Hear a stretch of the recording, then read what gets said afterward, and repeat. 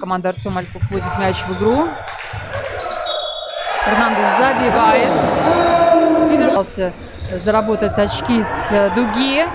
Очень мягко, таким кошачьим движением. Харкевич отличный пас на Эрнандеса, но не стал он, в принципе, использовать пространство, которое перед ним. Основной функционал снова не точно. И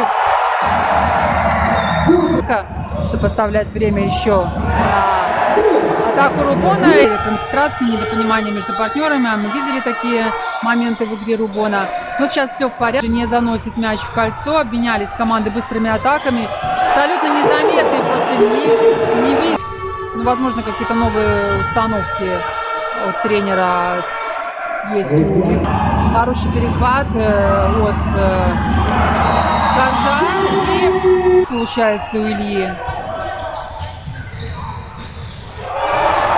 Ну и наконец-то Эрнандес тут реабилитировался, исправил свою ошибку. Забивает, чтобы подобрать за